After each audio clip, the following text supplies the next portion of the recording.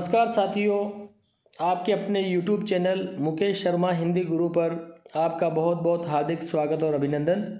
आज का जो अपना टॉपिक है वह बहुत ही खास है, धातु रूप। यह टॉपिक केवल रीट और सीटेट नहीं, फर्स्ट गेट, सेकंड गेट और कक्षा 6 से लेकर 10 तक सभी कक्षाओं के लिए समान रूप से प्रयोग में आने वाला बहुत ही इम्पोर्टेंट टॉपिक है। और जैसा कि आपको पता है कि कोई भी वाक्य होता है तो वाक्य में कर्ता होता है, कर्म होता है और क्रिया होती है। तो आज का जो टॉपिक है वो अपना क्रिया का ही टॉपिक है और किसी भी वाक्य के लिए क्रिया का महत्वपूर्ण योगदान होता है।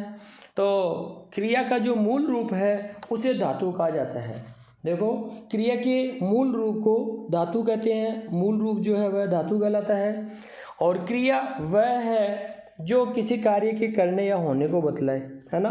किसी वस्तु के संबंध में जो कुछ बताए, अर्थात कोई काम होना बताए, वो क्रिया कहलाती है। क्रिया की पहचान क्या होती है? क्रिया के अंत में ना लगता है। देखो, होना, जाना, पढ़ना, सोना, जागना, तो सबके अंत में ना है, तो ये क्रिया है। और क्रिया का जो मूल रूप होता है वही धातु कहलाता है। देखिए, रामः पठति अर्थात राम पढ़ता है, सुरेश गच्छति अर्थात सुरेश जाता है। तो हम देखते हैं कि पठति और गच्छति ये सभी क्रियाएं हैं। पठति जो है उसमें हम देखते हैं कि पठ है धातु। इसी प्रकार से जो गच्छति है उसमें जो धातु है वह गम धातु है, और जो गम है उसे गच्छ में लिखा जाता है, गच्छति, गच्छते, गच्छन्ति। तो गम जो है धातु है और गम धातु को गच्छ के रूप में लिखा जाता है। यह पठ धातु है और पठ का मतलब होता है पढ़ना। तो रामः पठति में पठति क्रिया है, सुरेशः गच्छति में गच्छति क्रिया है कि राम पढ़ता है, सुरेश जाता है, तो पढ़ना जाना क्रियाएं हो गई, तो पठति और गच्छति क्रिया हो गई है। इसी प्रकार से बात करें इनमें धातु की, तो क्रिया का मूल रूप धातु कहलाता है। पठति में पठ जो है वह मुख्य धातु है। इसी प्रकार से गच्छति में गम मुख्य धातु हो गई है। तो संस्कृत में क्रिया के मूल रूप को धातु कहते हैं और धातुओं में प्रत्यय जोड़कर अथवा उपसर्ग जोड़कर के शब्द या फिर क्रियाएं बनती हैं। अवस्था पुरुष और वचन के अनुसार अलग अलग होते हैं। संस्कृत में क्रियाओं की रूप रचना के लिए मूल धातु के अंत में तिप प्रत्यय जोड़े जाते हैं। वेरी मोस्ट इंपॉर्टेंट बात है।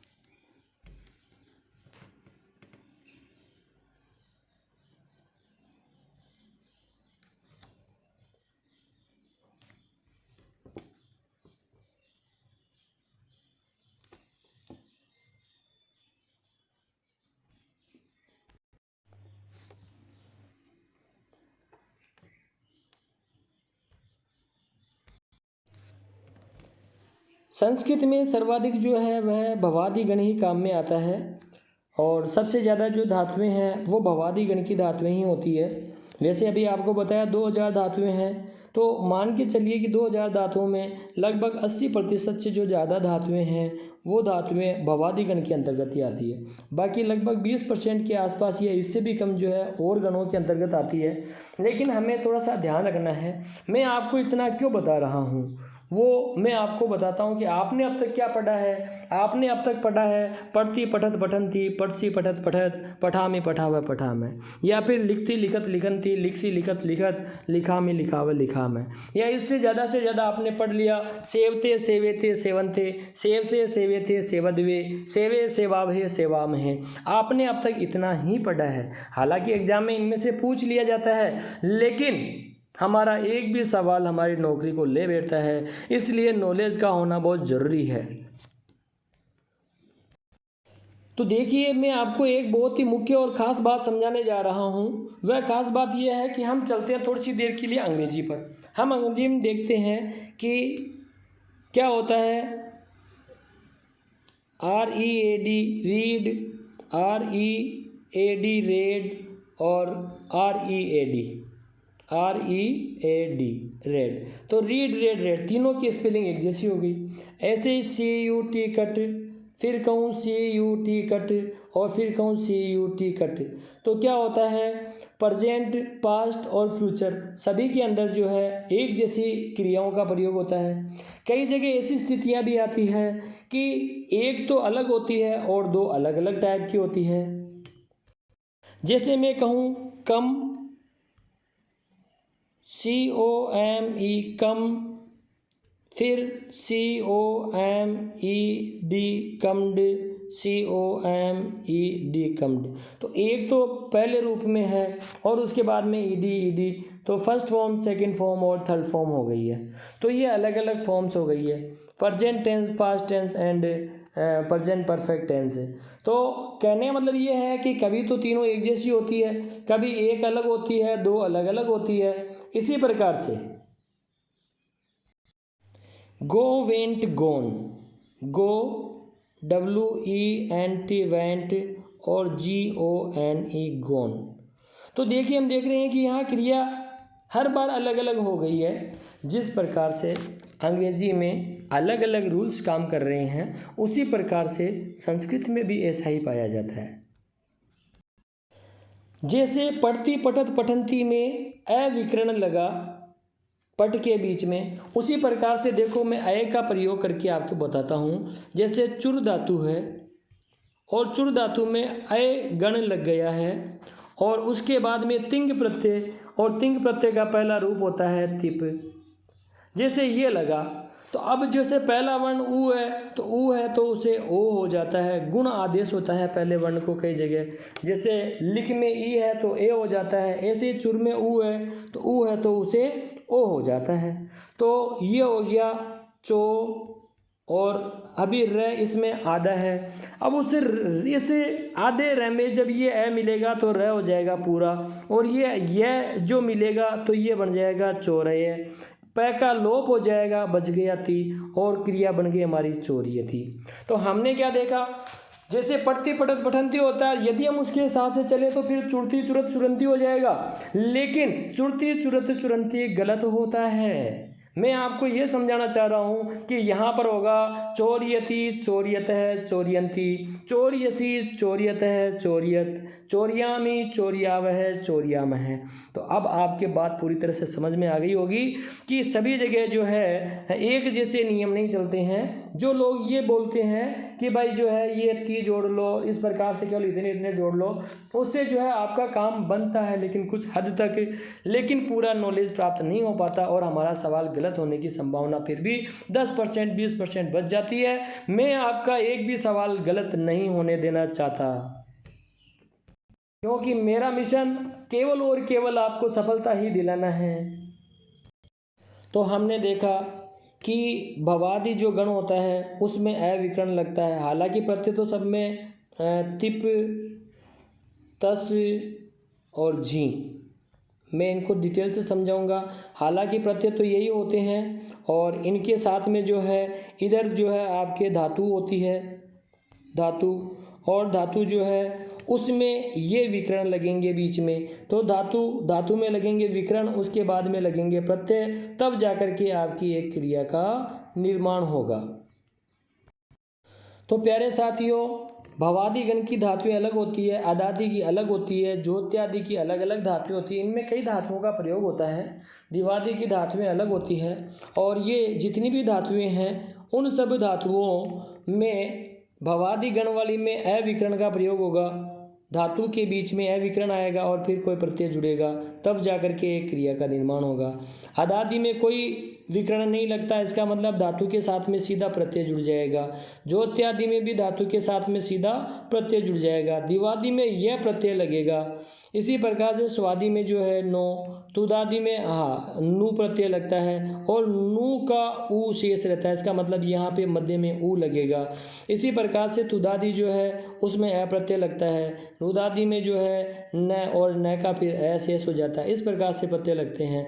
तनादि में सीधा ऊ प्रत्यय आ गया है। इसी प्रकार से क्रियादि जो है उसमें ना प्रत्यय, और चुरादि में अय प्रत्यय लगते हैं और विकरण लगते हैं। ये विकरण जब जो है तिंग प्रत्ययों के साथ जुड़ते हैं तब जाके एक क्रिया का निर्माण हो जाता है। इस प्रकार से हम देखते हैं कि क्रियाएं भी अलग अलग प्रकार की संस्कृत में पाई जाती है। जो हम प्रायः देखते हैं वो लिमिटेड होती है, कम होती है, और उनसे भी प्रॉपर रूप से काम नहीं चल सकता। इसीलिए मैंने आपको थोड़ा विस्तार से बताया है। हालांकि कठिनाई आएगी, लेकिन एक बार आपके समझ में आ गया तो फिर आप जीवन में कभी भूल नहीं पाएंगे। चलिए बात करते हैं धातुओं के प्रकार की। धातुएं जो है वो संस्कृत के अंदर अर्थ की दृष्टि से दो प्रकार की होती है, परस्मय पदी और आत्मनेय पदी। देखो आपको इनके नाम पक्के याद रखने हैं, और आपको ये भी ध्यान रखना है कि परस्मय पदी धातुएं कौन सी होती है, आत्मनेय पदी धातुएं कौन सी होती है, क्योंकि दोनों प्रकार की धातुएं एग्जाम में पूछी जाती है, और हर 100% जो है परस्मय भी पूछी जाएगी, आत्मनेय पदी भी पूछी जाएगी। तो दोनों की पहचान जो है वो थोड़ी सी अलग अलग होती है। जैसे मैं कहूँ पढ़ती पठत पठंती, अगर मैंने कहा पढ़ती पठत पठंती, इसका मतलब परस्मय पदी धातु चल रही है। लेकिन मैं कहूँ सेवते सेवेते सेवंते, तो सेवते सेवेते सेवंते, सेव से सेवेते सेवद्वे, सेवे सेवावे सेवामहे, तो इसका मतलब ये आत्मनेय पदी धातु चल रही है। इसको विस्तार से अपन आगे देखेंगे। तो परस्मय पदी, तो देखिए जब क्रिया से होने वाला फल कर्ता को अगर प्राप्त नहीं हो रहा है मतलब कर्ता को प्राप्त नहीं होकर किसी और को प्राप्त हो रहा है, और अथवा क्रियाजन्य फल परगामी होता है, उसे परस्मैपदी कहते हैं। और जिन धातुओं के साथ में, आपको तो परिभाषा से मतलब नहीं है, आपको ये ध्यान रखना है कि जिन धातुओं के साथ में ती तह अंति या कहीं पढ़ती पढ़ता है पठंती, ती तह अंति, पढ़ती पढ़त पठंती आदि प्रत्यय जोड़े जाते हैं। हालांकि तिंग प्रत्यय हैं और तिप तस और जी, ये जो प्रत्यय तिप तस और जी हैं, और तिप तस जी के जो है प आदि को लोप कर दिया गया और यहाँ सीधा डायरेक्ट लिखा गया है ती तह अंति। याद रखने में थोड़ा सा सरल होता है, लेकिन आपसे एग्जाम में पूछ लिया जाए कि किस क्रिया में कौन सा प्रत्यय चल रहा है, इसलिए आपको वो भी आने बहुत आवश्यक है। उनकी चर्चा अभी अपन आगे करेंगे।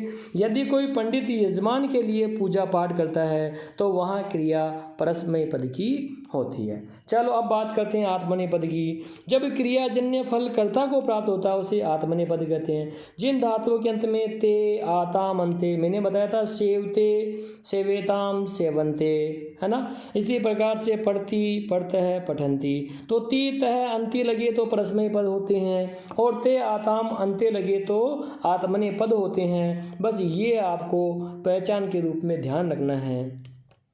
कुछ धातुएं ऐसी भी होती है जो उभयपदी होती है। उभयपदी का मतलब हो गए यहाँ उदब लिखा है, उदब नहीं है, शब्द है उभय, और उभय का मतलब होता है दोनों।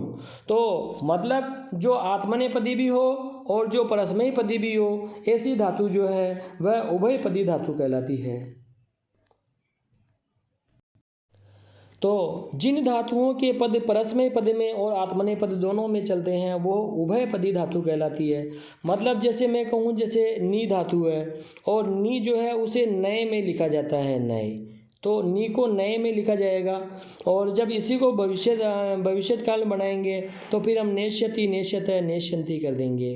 तो ध्यान में रखने वाली बात है कि ऐसी स्थिति में नेष्यति नेष्यत नेष्यंती हो जाता है। नी धातु परस्मैपद और आत्मनेपद दोनों में चलेगी। अगर परस्मैपद में लिखें तो हमें लिखना पड़ेगा नयति नयतः नयंती नयंती। इसी प्रकार से अगर आत्मनेपद में लिखना है तो फिर नयते नयते और नयताम नयंते। तो हम देख रहे हैं कि नयति नयते नयंती होता है और नयते नयते नयताम नयंते, तो अलग अलग रूपों में जो है इनके रूप चल रहे हैं। ये परस्मैपद में है और ये आत्मनेपद में है। हालांकि भाव एक ही होता है, परस्मैपद में भी अर्थ वही निकलेगा, भाई ले जाता है, और नयते का मतलब भी होता है ले जाता है। इसका मतलब दो जने ले जाते हैं, इसका मतलब दो जने ले जाते हैं, सभी ले जाते हैं, सभी ले जाते हैं। अर्थ दोनों का एक ही है, लेकिन इनके रूप दोनों में ही मान्य हैं। कुछ धातुओं के रूप, और कुछ धातुएं ऐसी है जिनके रूप परस्मै ही मान्य हैं, कुछ धातुएं ऐसी है जिनके रूप आत्मनेपद के रूप में ही मान्य हैं।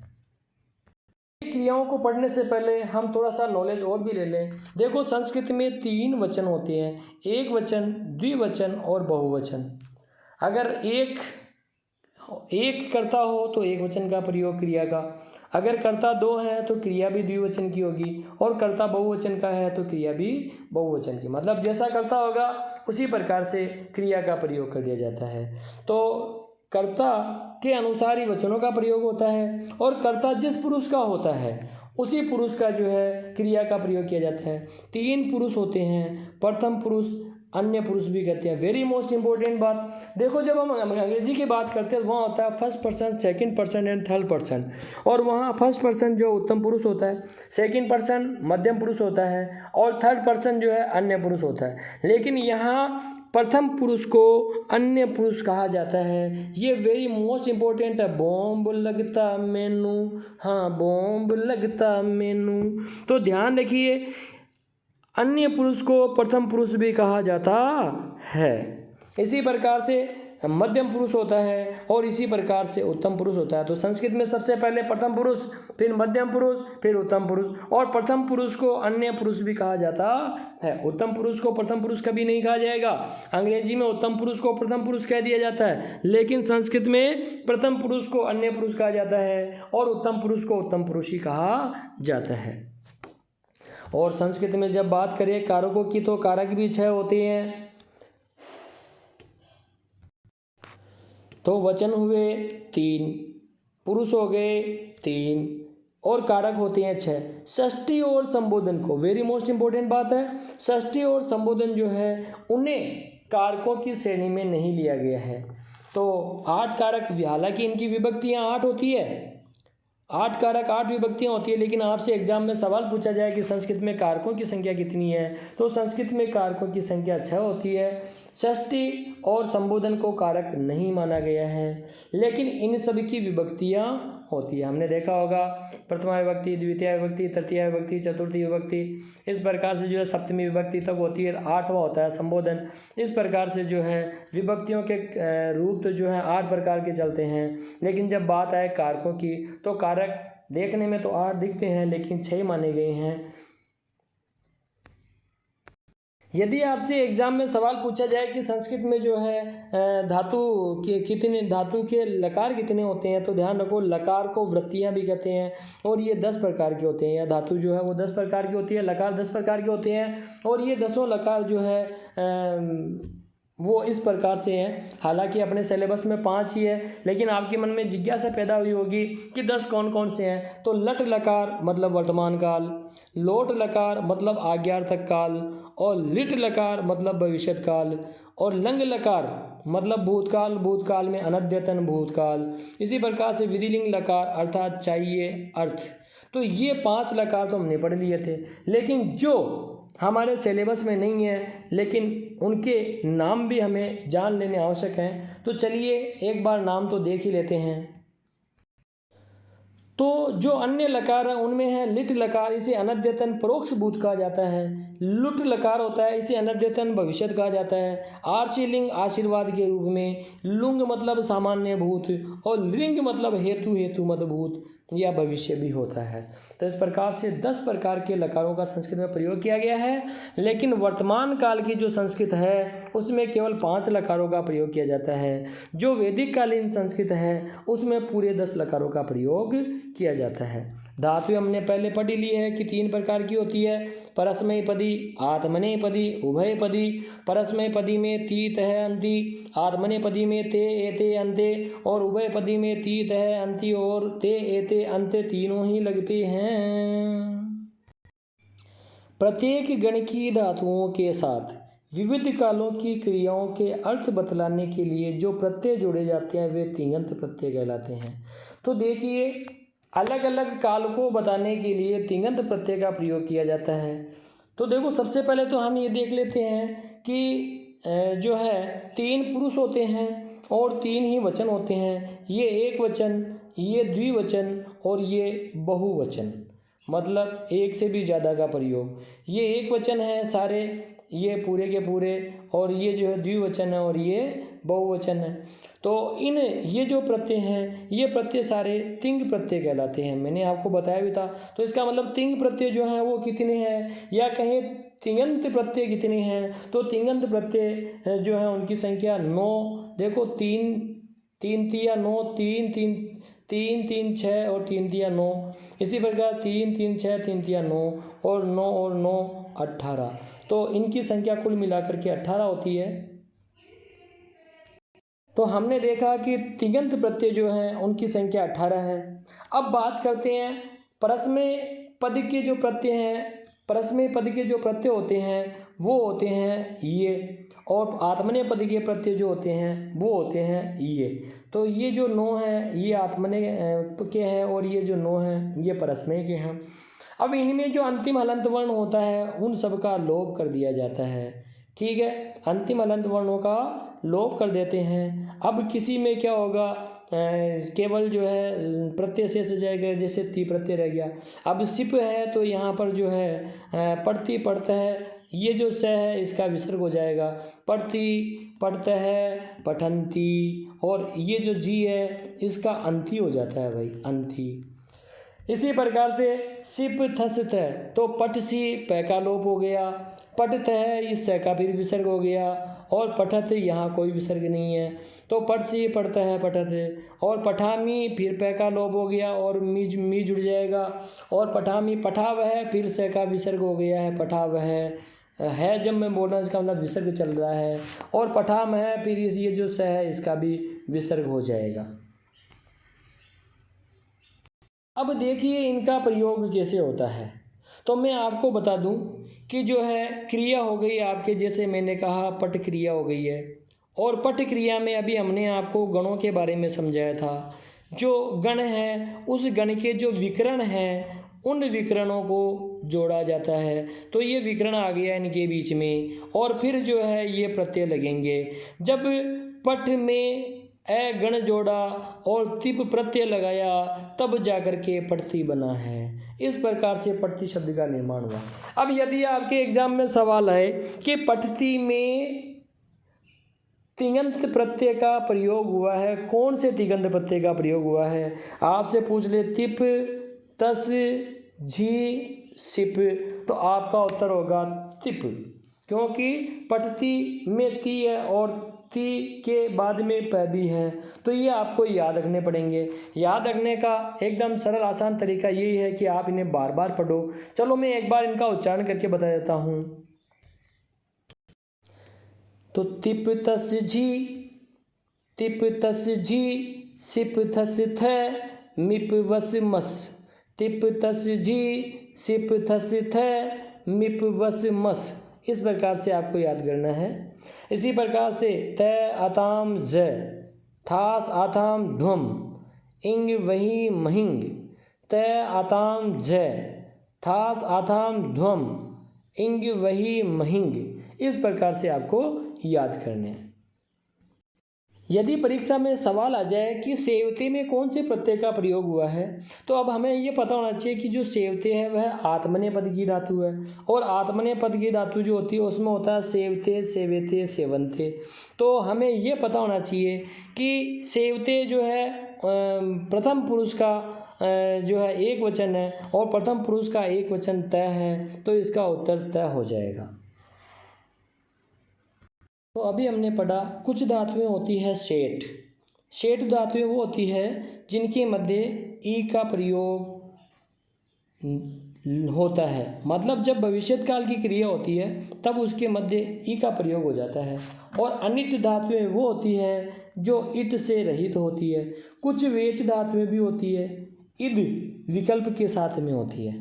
चलिए मैं एक बार आपको जिन धातुओं में प्रत्यय और धातु से पहले ई लगता है उसे सेठ कहते हैं, और जिनमें इन लगे उसे अनिट कहते हैं। चलो मैं एक बार इसको प्रैक्टिकली बता देता हूँ।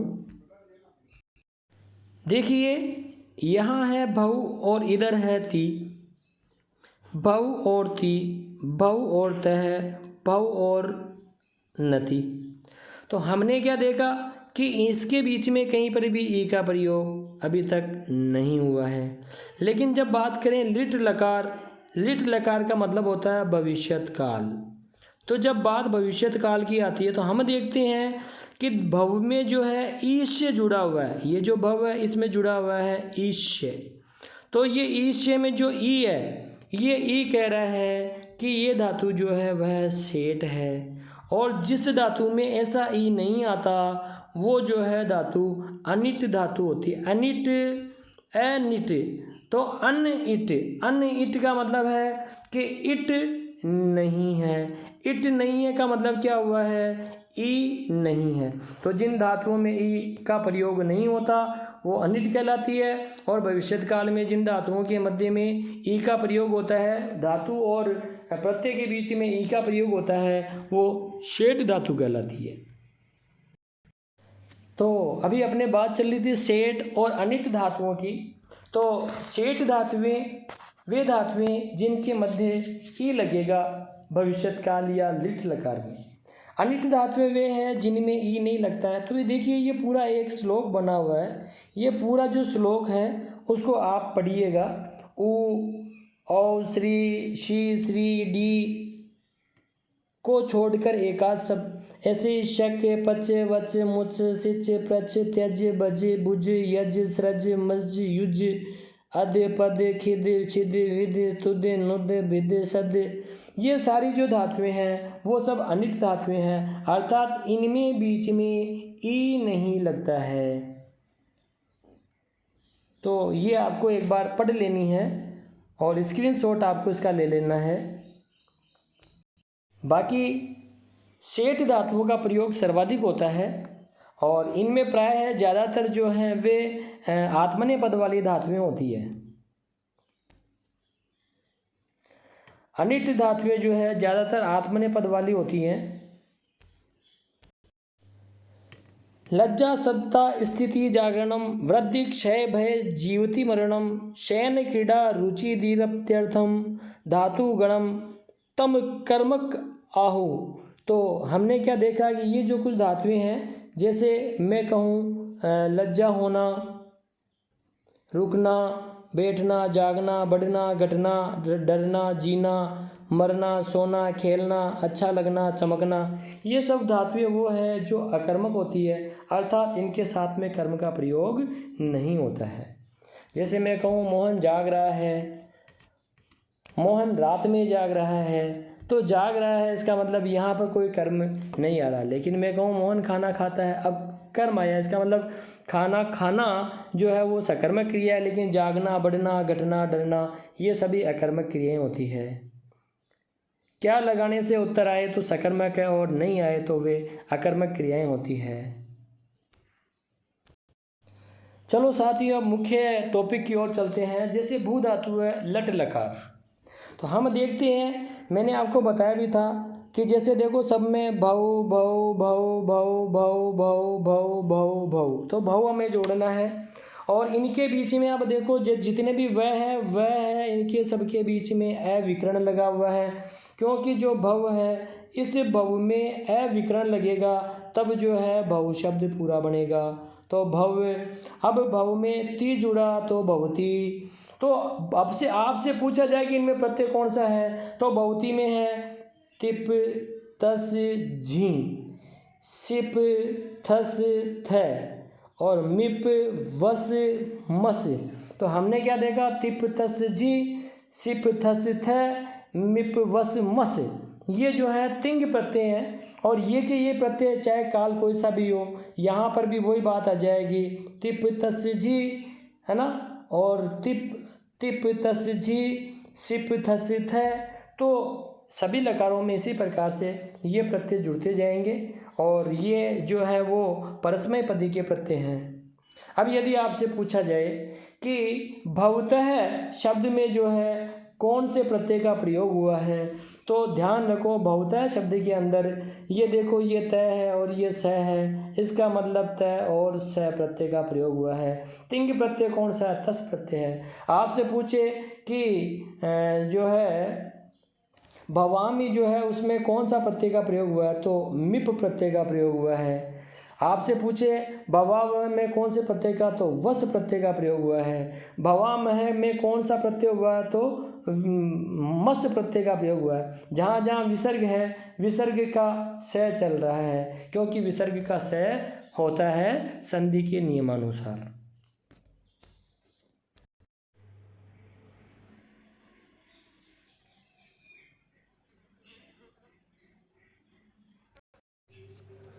परस्मय धातुएं हैं और परस्मय धातुओं में बात चल रही है भू, और भू का मतलब होता है होना, हालांकि जो अस है उसका मतलब भी होना होता है। तो भवती भवतः भवन्ति, भवसी भवतः भवत, भवामि भवाव भवाम है, भवामि भवाव भवाम है।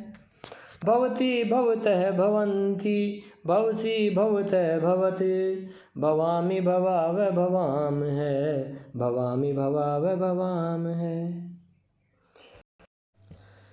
जब लट लकार में देखिए वी में ई है, जब लट लकार में ईश्य जोड़ दिया जाए, ये विष्य है, विष्य में ईश्य, सभी में देखिए ईश्य ईश्य ईश्य ईश्य ईश्य ईश्य ईश्य ईश्य ईश्य। इसका मतलब ईश्य जोड़ दिया जाए तो भविष्यत काल हो जाता है। आपको पता है भविष्यत में ईश्य होता है, तो भविष्यत में ईश्य है, इसीलिए भू धातु लिट लकार मतलब भविष्यत काल में ईश्य जोड़ दिया जाएंगे। भविष्यत काल तो भविष्यत में ईश्य है, भविष्य में जब ईश्य है तो इस लिट लकार में भी ईश्य होगा, मतलब भविष्यत काल में भी ईश्य होगा। ऐसे आपको ध्यान रखना है। भविष्यति भविष्यत भविष्यन्ति, भविष्यसि भविष्यत भविष्यथ, भविष्यामि भविष्याव भविष्यामहे, भविष्यामि भविष्याम भविष्यामहे, भविष्यति भविष्यत भविष्यन्ति, भविष्यसि भविष्यत भविष्यथ, भविष्यामि भविष्याव भविष्यामहे, भविष्यामि भविष्याव भविष्यामहे। बात करते हैं लंग लकार की। लंग लकार मतलब भूतकाल, अर्थात भूतकाल की क्रिया के लिए लंग लकार का प्रयोग किया जाएगा। और मैंने आपको बताया भी था कि इसमें ए सब जगह मिलेगा, एकमात्र है जिसमें ए मिल रहा है, तो ये इसकी पहचान हो गई है। अभवत अभवताम अभवन, अभवः अभवतम अभवत, अभवम अभवाव अभवम। वापस देखिए, अभवत अभवताम अभवन, अभवः अभवतम अभवत, अभवम अभवाव अभवम। सबसे बड़ी खास बात यह है कि हम लंग लकार मतलब भूतकाल को लोट लकार मतलब आज्ञार्थक काल में बदल सकते हैं। इन सब के ए को हम एक बार के लिए भूल जाते हैं, इनको हटा देते हैं और फिर देखिए भवतु भवताम भवन्तु, भवन्तु भवतु भवताम भवन्तु, भवः भव विसर्ग कट जाएगा, भव भवतम भव भवत, भवानी भवानी भवाव भवामय, भवाव भवामय। तो देखिए यहाँ पर केवल आनी आ गया है, बस इतना सा अंतर है। और यहाँ पर तू और जो है तू जुड़ गया है, बाकी कोई अंतर नहीं है। भवतु भवताम भवन्तु, भवः भवतम भवत, भवानी भवाव भवामय। चलो एक बार कंपेयर करके देख लेते हैं। देखिए ज़्यादातर जो है लंग लकार और लोट लकार में एक जैसा मामला चल रहा है। बस भवतु यहाँ पे केवल तू आ गया, भवतु भवताम भवताम भवन्तु, यहाँ पे केवल भवन्तु है तो ये भवन्तु हो गया, भवन भवन भवन्तु, है ना। विसर्ग को हटा देंगे, भवः भव भवतम भवतम भवत भवत, ठीक है। इसी प्रकार से भवानी, बस इसका ध्यान रखना आपको, भवानी ये भव मैं की जगह यहाँ भवानी आया है, भवानी, फिर भवाव भवाव भवामय भवामय, बस यहाँ पर हलंत है और यहाँ पर हलंत नहीं है, इतना ही अंतर है, ज़्यादा अंतर नहीं है। तो अगर ए लगा हुआ मिल रहा है तो लंग लकार है, और अगर ए लगा हुआ नहीं मिल रहा है तो इसका मतलब है लोट लकार हो सकता है। दोनों में सिमिलरिटी काफ़ी होती है। एग्जाम में ये भवानी शब्द कई बार पूछा जाता है, बहु भी कई बार पूछा जाता है, वेरी मोस्ट इम्पोर्टेंट है। तो आज्ञा देने के लिए जो इनका प्रयोग किया जाता है। अब विधिलिंग लकार, और विधिलिंग लकार का मतलब है चाहिए थोड़ा प्यार चाहिए। तो चाहिए अर्थ के लिए जो है विधिलिंग लकार का प्रयोग किया जाता है। और इसको कैसे याद रखना है, भवेत भवेताम भवेयु, भवे भवेतम भवेत, भवेयम भवेव भवेम, भवेत भवेताम भवेयु, भवे भवेतम भवेत, भवेयम भवेव भवेम।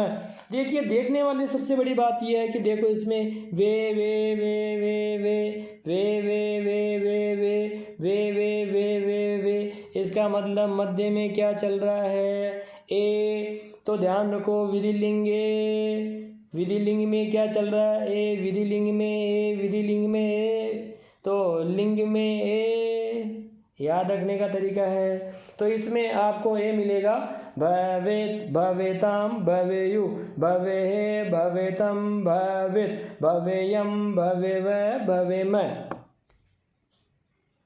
चलिए, आपको याद करने के लिए और बार बार सुनने के लिए मैं एक बार आपको शॉर्ट एंड स्वीट इसको सुना देता हूँ, ताकि आप बार बार सुन करके इसको याद कर सकें। भवति भवतः भवन्ति, भवसि भवतः भवत्, भवामि भवावः भवामः, भविष्यति भविष्यत भविष्यन्ति, भविष्यसि भविष्यत भविष्यथ, भविष्यामि भविष्यावः भविष्यामः, भविष्यामि भविष्यावः भविष्यामः, अभवत् अभवताम् अभवन् अभवः अभवतम् अभवत् अभवम् अभवाव अभवम्, भवतु भवतां भवन्तु, भव भवतं भवत्, भवानी भवाव भवाम, भवेत् भवेतां भवेयु, भवे भवेतां भवेत्, भवेयं भवेव भवेम। चलिए, एक बार पहचान के लिए देख लीजिए। तो यदि लट लकार में हम ईश जोड़ दें, ईश, भवति भविष्यति ईश, तो इसका मतलब लिट लकार हो गया। अगर आपको जगह जगह ए दिखाई दे रहा है, इसका मतलब लंग लकार मतलब भूतकाल हो गया। और यहाँ पर ऐसा कुछ है नहीं। और यहाँ पर बीच में देखो, धातु के बीच में आपको ए नजर आए, इसका मतलब विधिलिंग लकार हो गया। तो ध्यान रखो, अगर आपको धातु के बीच में ईश है, इसका मतलब लिट लकार चल रहा है। अगर ए दिख रहा है, इसका मतलब लंग लकार चल रहा है। और अगर ए दिख रहा है, इसका मतलब विधिलिंग लकार चल रहा है। और लंग लकार की तरह ही लोट लकार होता है, और लट लकार की तरह ही लिट लकार होता है। और इससे अधिक सरल ट्रिक कुछ भी नहीं है। नहीं तो फिर इसे याद करने का एक दूसरा तरीका और भी है, वो इस प्रकार से है। वो कैसे है, आप इनमें से जो है धातुएं निकाल लेंगे और फिर जो है आप इनको एक साथ पढ़ सकते हैं। कैसे पढ़ेंगे, अति अतः अंति, आपको याद करने का तरीका, क्योंकि सब में जो है बहु बहु बहु बहु तो चलेगा। अति अतः अंति, असि अतः अत, आमी आवह आम है। इसी प्रकार से ईष्यति ईष्यत ईष्यन्ति ईष्यसि ईष्यत ईष्यत ईशामि ईशाव ईशाम है। इसी प्रकार से अत अताम अव अन्न, अत अताम अन्न, अह अतम अत, और अवम अवाव अवम। तो अवत अवताम अवन अवह अवतम अवत अवम अवाव अवाम, इस प्रकार से याद कर लेंगे। इसी प्रकार से अतु अताम अंतु, अह ए अतम अत, आनी आवे आमे, एत एताम एयुः, एह एतम एत, एयम एवह एमह। इसका लिखित रूप में अभी आपको बताता हूँ। तो अब मैं जो बता रहा हूँ वह बहुत ही शानदार और जानदार ट्रिक है। आपको करना क्या है, बस केवल पठ जो है इसमें जोड़ना है। जैसे मैं कहूँ कि सब में हम पठ जोड़ देते हैं, पठ अति पठती पठती हाँ, तो सब में जो है पट पट पट पट पट पट लिख देंगे। इन सब में पट पट लिख दिए जाएंगे और फिर इनको सीधा जोड़ देते हैं। तो पठती पठतः पठन्ति, पठसि पठतः पठत, पठामि पठावः पठामः, पठतु पठताम पठन्तु, पठ पठतम पठत, पठानि पठावः पठाम। आपको सब में केवल पठ जोड़ना है। जैसे पठ और अथ, तो पठत पठताम पठन और पठः पठतम पठत, है ना। इसी प्रकार से पठम पठाओ पठाम। और आपको पता है ए या आ तो लगाना ही पड़ेगा। तो अपठत अपठताम अपठन, अपठः अपठतम अपठत, अपठम अपठाव अपठाम, क्योंकि लंग लकार चल रहा हो। लंग लकार में ए लगाना है, तो ए आप साथ में जोड़ दीजिए, ए और पठ। तो अपठत अपठताम अपठन, अपठः अपठतम अपठत, अपठम अपठाव अपठम। तो पठति पठितः पठन्ति, पठसि पठितः पठत, पठामि पठावः पठामः। इसी प्रकार से लिखति लिखितः लिखन्ति, लिखसि लिखितः लिखत, लिखामि लिखावः लिखामः, हसति हसितः हसन्ति, हससि हसितः हसत, हसामि हसावः हसामः। इसी प्रकार से पठितु पठितां पठन्तु पठ पठितं पठत पठानि पठाव पठाम हसितु हसितां हसन्तु हस हसितं हसत हसानि हसाव हसाम लिखितु लिखितां लिखन्तु लिख लिखितं लिखत लिखानि लिखाव लिखाम। तो इस ट्रिक के माध्यम से आप इनको याद कर सकते हैं और आप सभी धातुओं को इस प्रकार से बना सकते हैं, लेकिन ज़्यादातर वो भवादि गण वाली ही ज़्यादातर इस प्रकार की होंगी। बाकी औरों में अलग अलग प्रकार के गण लगते हैं, उनकी बात अपन थोड़ा आगे करेंगे। तो कर लीजिए याद और ले जाइए नंबर पूरे में से पूरे। तो देखिए, पठति पठित पठन्ति पठसि पठितः पठत पठामि पठावः पठाम। ऐसे हम किसी का बना सकते हैं, पठेत पठेताम पठेयु पठेः पठेतम पठेत पठेयम पठेव पठेम। तो हम किसी का भी इस प्रकार से बना सकते हैं। तो ये तो बात थी परस्मयी पद की। अब हम बात करते हैं आत्मनेय पद की। और आत्मनेय पद की धातुएं होती है, जैसे सेव धातु है, याच धातु है।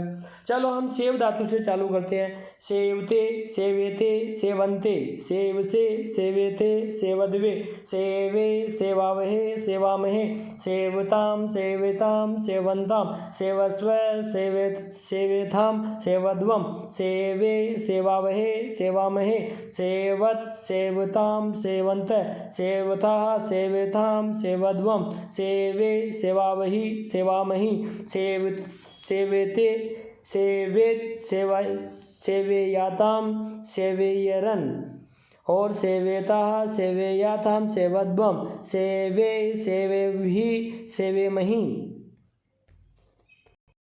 तो आपको इनको याद कैसे करना है। अति अतः अंति असि अथ अथ आमी आवह आमह अतु अताम अंतु अतु अताम अंतु अ अतम अत अतु अताम अंतु अ अतम अत और आनी आव आम अत अताम अन अह अतम अत अम आव आम एत एताम एयु एह एतम एत एयम एव एम। तो किसी प्रकार की धातु से आप इनको निकाल सकते हो और किसी भी धातु में इनको जोड़ करके आप धातु का निर्माण कर सकते हो। बस हमें यह पता होना चाहिए कि लकार कौन सा चल रहा है। इसी प्रकार से ये तो बात हुई आपकी परस्मयी पद की। और आत्मनेय पद में भी आपको इनको इसी प्रकार से याद करना है। तो देखिए आपको कैसे याद करना है।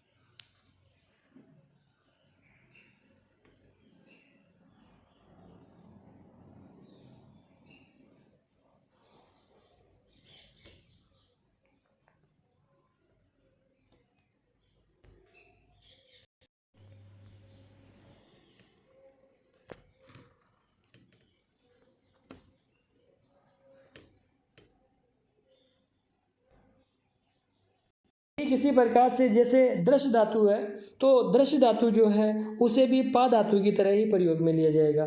तो दृश्य धातु उसको जैसे पा को पिब में लिखा गया, वैसे ही दृश्य धातु को जो है वह पश्य में लिखा जाता है। पश्य पश्यति पश्यत पश्यन्ति पश्यसि पश्यत पश्यत पश्यामि पश्यावह पश्यामह। इसका मतलब लट लकार हो गया। और जब हमें इसको मतलब लिट लकार में लिखना है, मतलब भविष्यत काल में लिखना है, तो ये हो जाएगा द्रक्ष्यति, द्रक्ष्यतः, द्रक्ष्यन्ति। तो द्रक्ष्यति दृश्य से जो है द्रक्ष्यति हो जाएगा। और इसमें ईश्य का ई नहीं आया है। ई क्यों नहीं आया है? क्योंकि ये भी अनिट धातु है। तो अनिट धातु जो होती है उसमें ई नहीं आता है। तो आपको शेट और अनिट धातुओं का पूरा पता लग चुका है। और आपको ये भी पता लगा है कि कई धातुएं ऐसी है जो दो दो रूपों में चलेगी।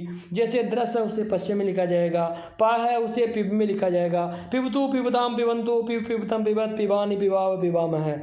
लेकिन जब बात आएगी भविष्यत काल की, तो पी का जो मूल रूप है, पिब का जो मूल रूप है वो है पा। पाशति, पाशतः, पाशंति में लिखा जाएगा। चलो, जैसे हमने परस्मैपदी धातु पढ़ी उसी प्रकार से अब आत्मनेपदी भी पढ़ते हैं। तो आत्मनेपदी हालांकि थोड़ी सी कठिन पड़ती है, लेकिन याद तो चूंकि हमें करना ही पड़ेगा। सर्वाधिक जो है इसमें जो है लट लकार से पूछ लिए जाते हैं। तो चलो एक बार इसको भी देख लेते हैं। सेवते, सेवेते, सेवन्ते, सेव से, सेवेथे, सेवद्वे, सेवे, सेवावहे, सेवामहे।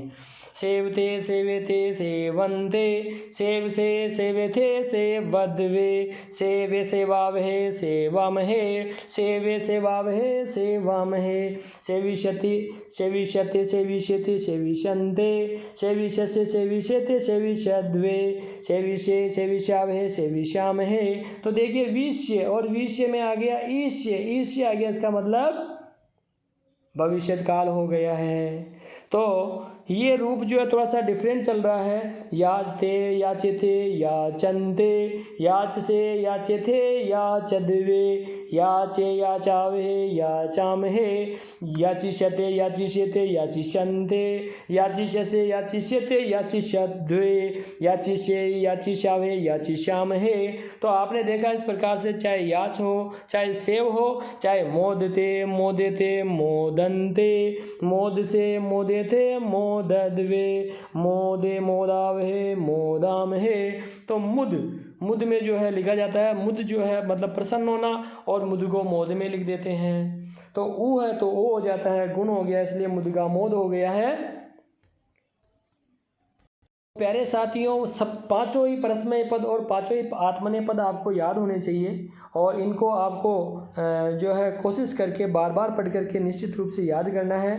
और हालांकि मैंने आपको इसमें बता दिया था, जैसे अते, एते, अंते, है ना, अते, एते, अंते, असे, एते, अद्वे, ए, आवहे, आमहे। कोई भी धातु होगी, चाहे वह सेव है, चाहे वह याच है, चाहे मोद है, उसमें अते, एते, अंते, असे, एते, अद्वे, ए, आवहे, आमहे अपने को जोड़ना है। ये मैं आपको थोड़ी सी देर पहले बता चुका हूँ। आपको याद करने के लिए आप ज़्यादा से ज़्यादा सुन भी सकते हैं, और साथ ही आप इनका स्क्रीनशॉट भी ले सकते हैं, ताकि आपके लिए बहुत ज़्यादा फ़ायदेमंद हो। क्योंकि मैंने आपके लिए कई किताबों का मिक्सअप तैयार करके और आपको संपूर्ण व्याकरण पढ़ाने की पूरी कोशिश की है, ताकि आपका सिलेक्शन जो है 100% हो जाए। जब हौसला कर लिया है ऊंची उड़ान का, जब हौसला कर लिया है ऊंची उड़ान का, तो फिर क्या कद देखना आसमान का, क्या कद देखना आसमान का। तो जिद है तो नौकरी पक्की है, बस टिक करके इनको पढ़ डालिए। बार बार एक एक को लेकर के आप याद कीजिएगा, एक साथ सारे याद नहीं होंगे।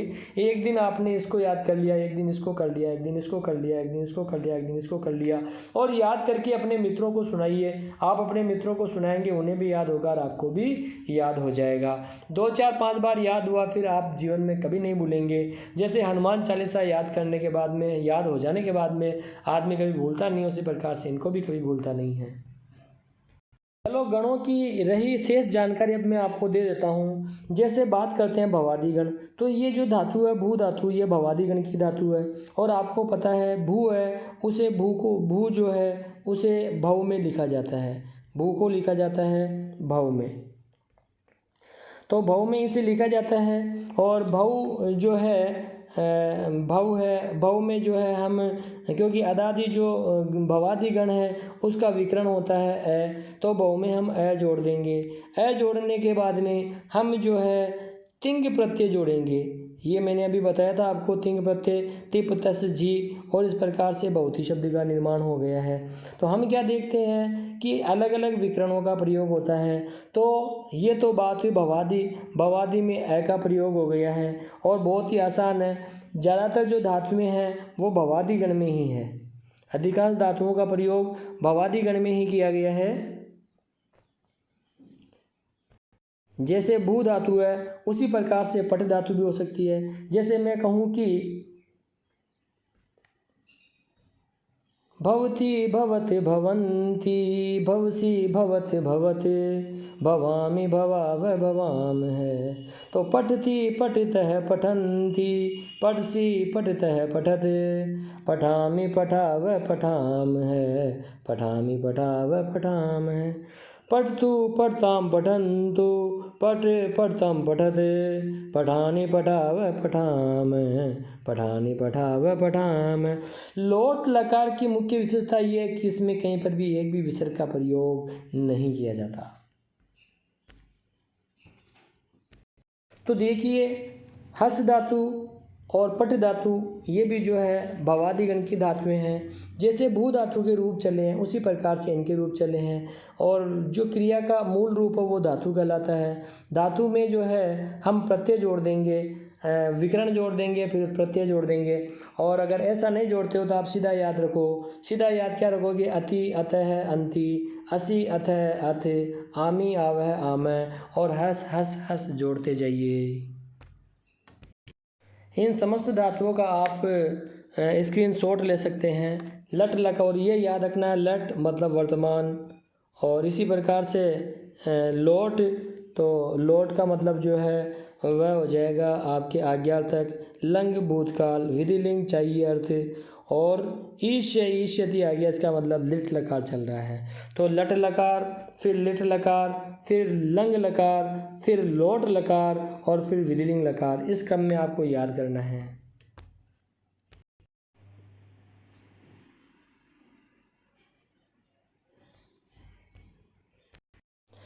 तो जैसे गम को गच्छ में लिखा जाता है उसी प्रकार से जो दर्श धातु है उसको जो है पश्य में लिखा जाता है। पश्यति पश्यतः पश्यन्ति पश्यसि पश्यतः पश्यथ पश्यामि पश्याव पश्यामः। तो इस प्रकार से लिख दिया जाएगा। और ये जो दृश धातु है ये मूल रूप पर दृश को दृक्ष्य में लिखा जाएगा। लिट लकार अर्थात भविष्यत काल में द्रक्ष्यति द्रक्ष्यतः द्रक्ष्यन्ति द्रक्ष्यति द्रक्ष्यतः द्रक्ष्यथ द्रक्ष्यामि द्रक्ष्यावः द्रक्ष्यामः द्रक्ष्यामि द्रक्ष्यावः द्रक्ष्यामः। और ऐसे ही गम जो है लिट लकार में गम हो गया, लिखा जो उसको गम गच्छ में जाता ही है। लंग लकार आ गया तो ए आ गया, और विधिलिंग लकार आ गया तो ए चल रहा है कि नहीं चल रहा है। और अगर ए हटा दिया तो लोट लकार हो गया। और लट लकार के अंदर अगर हम जो है ईश से जोड़ दें तो लिट लकार हो जाता है ना। अब ये देखो इसमें ईश से नहीं जुड़ा है, इसका मतलब ये अनिट धातु है। अनिट धातु का प्रयोग किया गया है यहाँ पर। ये देखो आत्मनेय पद आ गया है, और आत्मनेय पद में मैंने आपको पहले भी बताया था, क्या बताया था कि जैसे कोई भी धातु है, चाहे वो सेव है, चाहे वो मुद है और मुद को मोद में लिखते हैं, और चाहे वह याच है, तो ये जो धातुएं हैं इन धातुओं में इन प्रत्ययों को सीधा जोड़ देंगे। सेवते सेवेते सेवंते सेवसे सेवेथे सेवद्वे सेवे सेवावे सेवामहे सेव। हाँ, इसी प्रकार से ईश से जुड़ जाएगा। सेविष्यति सेविष्यत सेविष्यन्ते सेविष्यसे सेविष्यते सेविष्यद्वे सेविष्ये सेविष्यावहे सेविष्यामहे। ऐसे ही लोट और विधिलिंग लकार को याद करना है। अब देखिए बात आई है अदादि गण, और अदादि गण में किसी भी विकर्ण का प्रयोग नहीं होता है। हमने जैसे भवादि गण में ए का प्रयोग किया था, ए विकर्ण का प्रयोग बीच में किया था, मतलब पट धातु जो है उसमें अ विकरण लगाया तब पट पूरा हुआ, और जो है तिप प्रत्यय जोड़ा तब प्रति शब्द बना, तो प्रतिक्रिया बनी है। लेकिन यहाँ पर ऐसा बिल्कुल भी नहीं है, इसमें विकरण का लोप है, आदादि में विकरण का लोप होता है। इसका मतलब यहाँ पर क्या होगा, जैसे अध है तो अध का क्या हो गया, अत्ति अत्त है, अदंती, अत्सी अत्थ है, अत्थ है, अदमी अदव है, अदम है। हालांकि ये जो अंत में है ती तह या कहें अति अतः अंति असी अतः अतः अदमी अद्व है, अदम है, ये बता रहे हैं कि लोट लकार है और अद जो है इसमें सीधा सीधा लट लकार है। तो ऐसे याद करने की ये ट्रिक है लट लकार को। तो ये हुई बात अदादी गण की। अदादी गण में जो है किसी प्रकार से जो है कोई विकर्ण नहीं जोड़ा जाएगा। तो ऐसे इसके रूप जो है किस प्रकार से हो गए, ये थोड़े से अलग टाइप में हो गए हैं। जैसे अत्ति अतः अदंती, अत्सी अतः अतः, अदमी अद्वह अदम है। इसी प्रकार लोट लकार में हो जाएगा अत्तु अताम अदंतु, अद्वी अद अत्तम अत्त है, अदानी अदाव अदाम है। इसी प्रकार से लंग लकार में अब देखो केवल अ ही नहीं होता। अगर मान लो जैसे कि यहाँ पर मुख्य बात यह है कि हम जानते हैं अदादी धातु है, और अदादी धातु में अद में अ चल रहा है। अद में अगर अ चल रहा है तो अ है, तब जो है लंग लकार का अ और इस अद धातु का अ दोनों मिलकर के आ हो गए, इसलिए यहाँ पर आ आया है। तो यहाँ पर अ नहीं आकर के आ आया है। तो कभी कभार अ की जगह है आ भी लंग लकार में आ जाता है। ये आ तब आता है जब क्रिया का मूल रूप का पहला वर्ण अ हो। तो इसी प्रकार से आप विधि लिंग लकार आदि जो है वो स्क्रीनशॉट लेकर के इनको याद कर लीजिएगा। अब है ज्योत्यादि गण। देखो जुहोत्यादि गण है, और ये जो जुह धातु है जो है इसका मूल रूप है हु। जब बात आएगी हु की, जब हु की बात आएगी तो इसको जो है हो के रूप में लिखा जाएगा भविष्यत काल में। जो है वो नीचे छिप गया है, हो के रूप में लिखा जाएगा।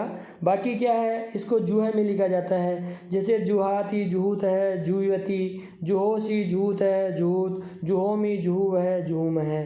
तो इस प्रकार से इसको लिखा जाता है। तो हु धातु भविष्यत काल में आएगी। जुह को का मूल रूप जो है हु धातु है, और हु धातु को जुह में लिखा जाता है। इसी प्रकार से देखो परस्मय पद है, भी धातु होती है, भी को जो है बिभ में लिखते हैं, बिभ, बिभेति बिभीत है, बिभ्यति, बिभेसी बिभीत है, बिभीत, बिभेमी बिभीव है, बिभीम है। तो यहाँ पर कुछ अलग स्टाइल से जो है विकरण का प्रयोग हो रहा है। तो अलग अलग धातुओं के लिए अलग अलग विकरणों का प्रयोग होता है। हम ये सोचें कि सब में जो है पढ़ती पठत पठंती की तरह चलेगा, तो देखिए ये अंतिम जो वर्ण है वह या कहीं अंतिम प्रत्यय एक जैसा होता है, लेकिन विकरण इनके बदलते रहते हैं। तो कहीं ऐसा ना हो कि कोई रूप उनके जैसा दे दे और हम कहीं वो कर बैठे, इसीलिए आपको इतना झमेला बताया गया है। अब के जो गण आया है वह है दिवादी गण। और ये जो दिवादी गण होता है, दिव का मतलब होता है चमकना। तो ये गण जो है प्राय है उसके जैसे ही है, लेकिन दिव जो है उसको यहाँ पर दीर्घीकरण हुआ है और बड़ी की मात्रा में बदल गया, ये अपने को विशेष ध्यान रखना है। तो दिव्यति, दिव्यत है, दिव्यंती जो है धातु तो केवल दिव ही है, लेकिन इसको बड़ा करके या कहीं दीर्घीकरण करके लिखा जा रहा है, तो ये ध्यान देने वाली बात है। तो दिव्यति, दिव्यत है, दिव्यंती, दिव्यसी, दिव्यत है, दिव्यत, दिव्यामी, दिव्याव, दिव्याम है। ये लट लकार वर्तमान काल हो गया। लोट लकार मतलब आज्ञार्थक काल। तो दिव्यतु, दिव्यताम, दिव्यंतु, तो वही अतु अताम अंतु चल रहा है। तो भवादि गण जैसी बात यहाँ पर दिखाई दे रही है।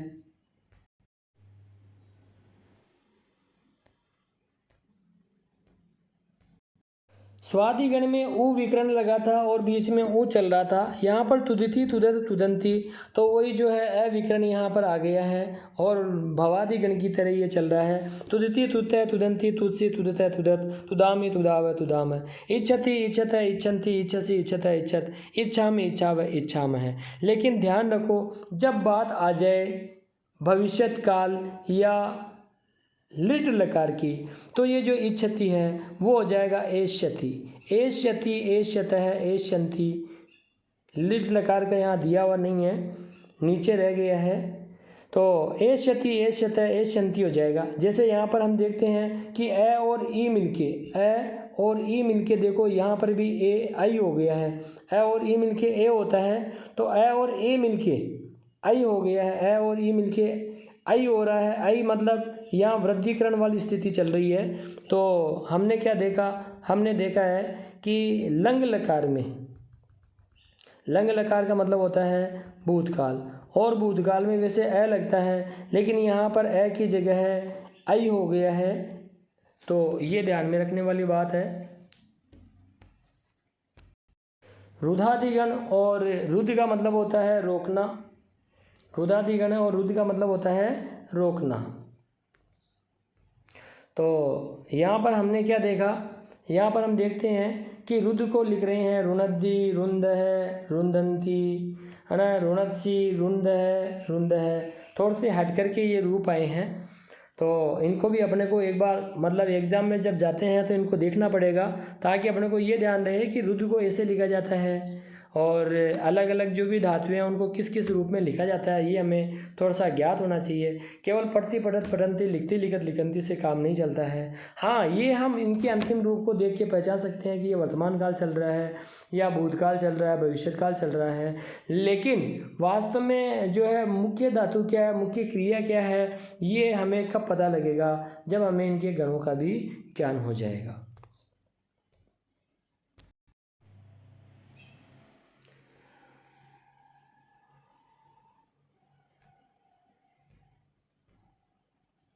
खास देखने वाली बात यह है कि ये जो है उभयपदी धातु है, और हम क्या देखते हैं कि इसके रूप जो है वो परस्मय पद में अलग तरह से चल रहे हैं और आत्मनेय पद में अलग। तनुते, तनवाते, तनवंते, तनु से, तनवाते, तनुद्धिवे, और तनवे, तनुवहे या तनवहे, और तनुमहे या तनमहे, इस प्रकार से चल रहे हैं।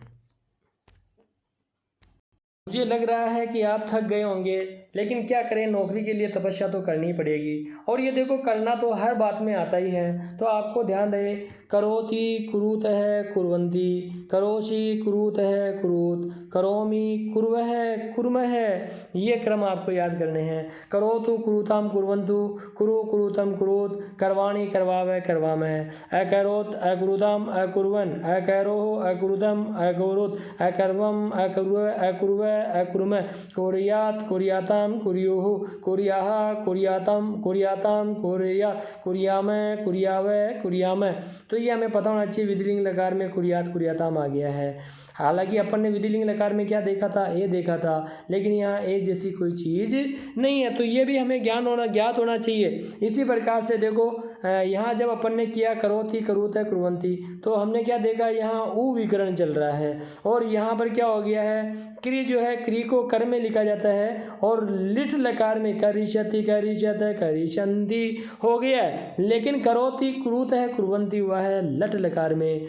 ये बात विशेष ध्यान देने योग्य है, और यह जो है वह दोनों ही रूपों में चलती है, आत्मनेय में भी, ये आत्मनेय परस्मय में भी और आत्मनेय में भी चलती है। कम समय में काफ़ी चीज़ें पढ़ाई है, इसलिए आपको क्या है कि इस वीडियो को रोक करके पढ़ना पड़ेगा, या फिर इनके स्क्रीनशॉट लेने पड़ेंगे। बात चल रही है क्रयादि गण की, और क्रयादि गण जो है उसे क्री धातु में लिखा जाता है। देखो, कृणाति कृणीत है कृणंती, और कृणाम कृणासी कृणीत है कृणीत, कृणामी कृणीवः कृणीमः, तो ये रूप आपको याद रखने हैं। इसी प्रकार से जब बात आएगी लिट लकार की, देखो ये यहाँ तक ये लिट लकार चल रहा है, तो क्रेष्यति क्रेष्यत है क्रेष्यन्ति, ये लिट लकार है। इसके केवल 3 ही शब्दों के रूप यहाँ पर दिए गए हैं, ताकि बाकी आप अपने हिसाब से बना लेंगे उस हिसाब से, क्योंकि यहाँ पर लगभग 10-10 लकारों का प्रयोग चल रहा है एक साथ। और इसी क्रिया को आगे जा कर के देखो, चिक्र में मतलब वैदिक काल में इसको इस रूप में भी लिखा जाता था। हमारी यात्रा का अंतिम सोपान आ पहुँचा है चुरादिगण, और चुरादिगण में मैंने आपको बताया था कि इसका जो गण होता है वह जो है वह होता है ऐ। तो आपको जो है चुर धातु है, और चुर को चोर में लिखेंगे, और चोर और ऐ जो है चोरय होगा, और उसमें अति जोड़ेंगे तब हो जाएगा चोरियति। तो चोरियति चोरियत है चोरियंती, चोरियसी चोरियत है चोरियत, चोरियामी चोरियावे चोरियाम है, तो ऐसे हो जाएगा। इसी प्रकार से लोट लकार में चोरियतु चोरियताम चोरियंतु, चोरे है चोरियतम चोरियत, चोरियानी चोरियावे चोरियाम है, अचोरियत अचोरियतम अचोरियंतु, ये आ गया मतलब लंग लकार आ गया। और चोरियत ए आ गया, इसका मतलब विधिलिंग लकार आ गया है। तो ऐसे आपको गणों का ध्यान रखना। ये अस धातु के रूप भी मैंने यहाँ पर दिए हैं, और अस का मतलब होता है होना, और आपको पता है भू का मतलब भी होना ही होता है। भू धातु भी अपन ने पढ़ी थी, भू का मतलब भी होना ही होता है। तो ये आपको हमेशा याद रखना है। जैसे अस्ति ग्रामे एकम विद्यालयम, अस्ति मतलब एक विद्यालय है तो अस्ति, दो है तो स्थ है, और बहुत सारे हैं तो संति होता है ना। तो ये कहें कि विद्यालय से परितः है अनेकानि वृक्षाणि संति, तो अनेक वृक्ष हैं तो संति हो जाएगा। तो अस्ति स्थ संति का इस प्रकार से प्रयोग किया जाएगा। तो अस्ति स्थ संति, असि स्थ स्थ, अस्मि स्व है स्म है, तो ये रूप भी आपको याद रखने हैं। अस्मि मतलब अहम मुकेश है, अस्मि मैं मुकेश हूँ, है ना। दो जने हैं तो फिर स्व आता है। हम सब वयम छात्राध्यापक है, इसमें है मतलब हम सब छात्राध्यापक हैं। तो है अगर खुद के लिए ये उत्तम। देखो मैं आपको एक बात और समझा देता हूँ, और वेरी मोस्ट इम्पोर्टेंट बात है, वो बात ये है कि ये जो पंक्ति होती है ये प्रथम पुरुष या अन्य पुरुष के लिए होती है। तो ये जो पंक्ति होती है यह प्रथम पुरुष या देखो प्रथम पुरुष के लिए होती है, और ये जो पंक्ति होती है ये मध्यम पुरुष के लिए होती है, ये जो पंक्ति होती है ये उत्तम पुरुष के लिए होती है। इसी प्रकार ये सारे एक वचन के लिए, ये सारे द्विवचन के लिए, ये सारे बहुवचन के लिए। एक वचन का कर्ता एक वचन की क्रिया, द्विवचन का कर्ता द्विवचन की क्रिया, बहुवचन का कर्ता बहुवचन की क्रिया, इस प्रकार से काम में आते हैं। ठीक है। तो मैंने कहा जैसे ग्राम में एक है विद्यालय अस्ति, अब विद्यालय एक है इसलिए अस्ति आ गया है। और विद्यालय से परितः अनेकानि वृक्षाणि संति, वृक्ष बहुत सारे हैं तो संति आ गया है ना। वयम पठामहे, तो हम पढ़ रहे हैं तो इस प्रकार से पठामहे आता है। तो हम उत्तम पुरुष हो गया। तो प्रथम पुरुष सारे ही होते हैं, मध्यम पुरुष तू और तुम होते हैं, और उत्तम पुरुष में जो है मैं और हम आते हैं। तो ये बात ध्यान रखने वाली है। मतलब मैं कहूँ कि उत्तम पुरुष का मतलब हो गया अस्मद शब्द, उस उत्तम पुरुष में अस्मद शब्दों का प्रयोग किया जाएगा, मध्यम पुरुष में युष्मद शब्दों का प्रयोग किया जाएगा, और बाकी सब प्रथम पुरुष या कहें कि अन्य पुरुष में आते हैं। जब वाक्यों का निर्माण करेंगे तब हम उन सब बातों को विस्तार से समझेंगे। फिलहाल आपके लिए आवश्यक ये है कि आप एक बार इनको याद कर लीजिए, रट लीजिए, रटना बहुत ज़रूरी है।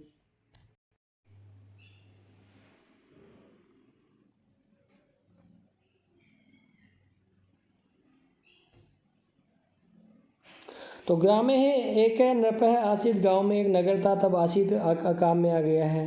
ठीक है। इसी प्रकार से जो है शात शाताम शुहु, शाह शातम शात, शाम शाव शाम है, तो इनका प्रयोग हो जाएगा आपके विधिलिंग लकार में। तो विधिलिंग लंग लकार, लोट लकार, लिट लकार और लट लकार अपन ने अस्ति स्थ संति, असि स्थ स्थ अस्मि स्व स्म पढ़ा था। तो प्यारे साथियों अब हम देख रहे हैं कि देखो क्रियाओं के कुछ रूप दिए हुए हैं। अब ये आपको आना चाहिए। जैसे अधि का मतलब होता है खाना, अय का मतलब होता है आना, इसी प्रकार से अज का मतलब होता है पूजना, अश का मतलब खाना, अस का मतलब होना भी होता है, जो कि अभी अभी अपन ने पढ़ा है। अस्ति मतलब वर्तमान काल, अस्तु मतलब लोटकार, आसित का मतलब लिट लकार या आसित का मतलब लंग लकार मतलब भूतकाल हो गया है, और शात शाताम शुहु का मतलब हो गया विधिलिंग लकार, भविष्यति का मतलब हो गया लिट लकार या कहें भविष्यत काल। अब ये देखो ये भूयिते भी यहाँ पर दिया गया है, ये बता रहा है आत्मनेपद का रूप भी यहाँ पर बताया गया है। तो क्योंकि जब हम वाच्य परिवर्तन करते हैं तो क्रियाओं को आत्मनेपद में बदल दिया जाता है। जैसे पढ़ती पढ़त पठन्ति, तो हम उसको पठ्यते पठ्यते पठ्यन्ते कर देते हैं। याद करने के हिसाब से आप इन अन्य क्रियाओं को भी देख लीजिएगा, ये भी अन्य क्रियाएं हैं और आप इनको देख सकते हैं, पढ़ सकते हैं, याद कर सकते हैं। तो साथियों जितना आसान हमने क्रिया को समझा था यह काफ़ी हट करके निकली है, लेकिन नौकरी के लिए हमें इन सबको जानना बहुत ज़रूरी था, इसलिए आपको इतना बताना पड़ा। और जो हम ट्रिकों के माध्यम से मैंने आपको जगह जगह बताया है वो ट्रिकें आपको याद रखनी पड़ेगी, और आपको कम से कम पठ धातु और भू धातु आदि के रूप तो पक्के याद करने पड़ेंगे। तो मैंने आपको बोल बोल करके बताए हैं, आप उनको अवश्य पढ़िएगा, याद कीजिएगा। तो और इनसे हम वाक्य का निर्माण आगे सीखेंगे और कई जगह जगह जो है ये क्रिया हमारे काम में आएगी। तो इसलिए आपको इनको पक्का याद कर लेना है और जैसे जैसे मैं पढ़ाता जा रहा हूँ वैसे वैसे आपको पढ़ते चलना है। मैं आपका रीड का 100% कोर्स मतलब शिक्षण विधियाँ वगैरह सब कुछ पूरा करवाऊँगा। और वीडियो चाहे पसंद आए चाहे नहीं आए, क्योंकि जो दवा होती है वह कड़वी होती है, पसंद नहीं होती है, लेकिन फिर भी हमें, क्योंकि हमें पता है स्वास्थ्य के लिए ठीक है, लेनी होती है, इसलिए आपको इन सबको पढ़ना ही पड़ेगा यदि नौकरी चाहिए तो वीडियो आपको कैसा लगा वह अवश्य जो है कमेंट बॉक्स में लिखें और यदि कोई सुधार की आवश्यकता है तो वह बताना। हालांकि मैं आपको कम समय में अधिक बता रहा हूं और किताबों के स्क्रीनशॉट्स लेकर के मैं इसलिए पढ़ा रहा हूं ताकि जो है मुझे भी बहुत ज़्यादा नहीं लिखना पड़े, लेकिन इस प्रकार से पढ़ा रहा हूं कि आपके लिए कुछ भी छूटे नहीं और आप जीवन का कोई सा भी एग्ज़ाम दो तो उसमें 100% सफल हो, ऐसी मेरी मनोकामना है, इच्छाएं हैं। तो प्रिय विद्यार्थियों, धन्यवाद, जय हिंद, वंदे मातरम। और जुड़े रहिए और चैनल को ज़्यादा से ज़्यादा सब्सक्राइब करें और मेरे ये समस्त सूचनाएं आपको सीधे प्राप्त हो जाए, इसलिए बेल आइकन पर जो है आप घंटी दबाएं और वीडियो को ज़्यादा से ज़्यादा लाइक करें और शेयर करना मत भूलिएगा, क्योंकि इतनी कोशिश आपके लिए की है तो कम से कम एक शेयर और एक लाइक तो बनता ही है। धन्यवाद, वंदे मातरम।